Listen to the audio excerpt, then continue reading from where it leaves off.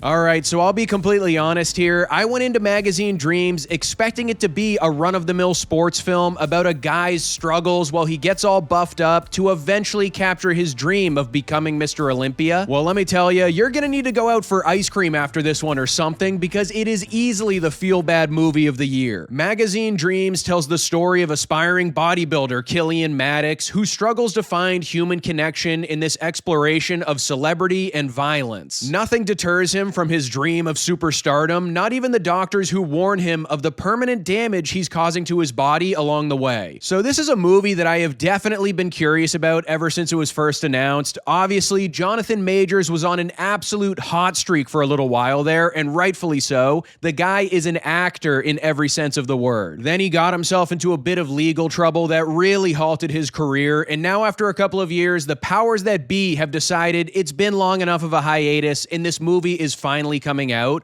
Regardless of where you stand on all of that, I'm someone that has always believed in separating the art from the artist, and since it takes hundreds of people to produce a movie, the acts of one individual shouldn't condemn an entire project. So with that being said, I was excited for this film, even though I was kind of expecting more of a standard and inspirational sports story walking into it, but what I got was actually something much darker than that. Now, we have to start by talking about the acting here, because the biggest reason to see this movie is obviously the performance offered up by Jonathan Majors. I mean, this dude has seriously been good in every single thing I've ever seen him in, and I think it's very possible that he's dishing out the best acting of his career so far in Magazine Dreams. This character that he's playing is kind of an outcast. He doesn't really know how to interact with people and is hyper-focused on becoming the best bodybuilder in the world because he is completely obsessed with the idea of legacy. He puts on a clinic in this movie from start to finish, and there are a good deal of scenes where you almost want to look away from secondhand embarrassment because this guy is just so awkward and can't find a way to relate to other people. And I have to give props to Elijah Bynum, who is the man sitting in the director's chair here, because not only does he handle this film well from a technical level, but he really gives Jonathan Majors the space to make these moments raw and uncomfortable. Take all of that by itself and you have an impressive performance already, but then throw the physicality required to pull off a role like this,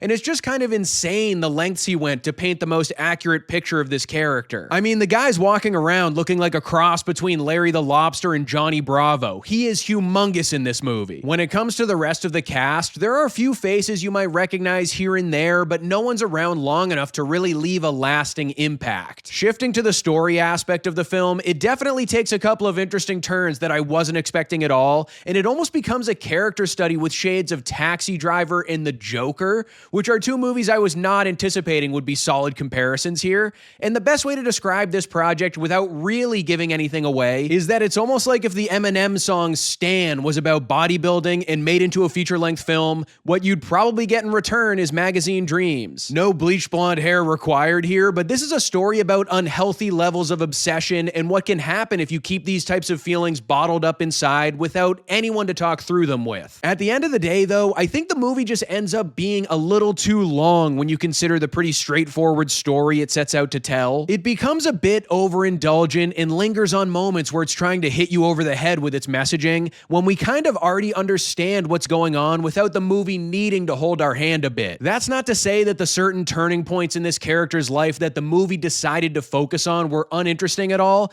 but at a certain point I was like, alright, we get it. I feel like it also didn't really know when to end. There were a couple of points late in the third act that I thought would have been a powerful place to end the film, but it kept going and ended on a note that wasn't as thought-provoking as it could have been. Overall, guys, Magazine Dreams is an interesting and chaotic character study of a man who will stop at nothing to achieve his goal of becoming a superstar within the world of men's bodybuilding. Jonathan Majors completely loses himself within this role and delivers what will go down as one of the best performances of the entire year. It definitely meanders around for a little too long and doesn't really know when to effectively call it quits, but this film still has a lot to offer if you're looking for a depressing little drama. Magazine Dreams gets a Sully score of 3.5 stars.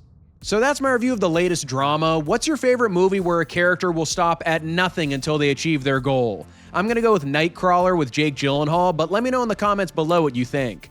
Don't forget to like this video and subscribe to the channel if you haven't already, and I'll see you guys at the next one.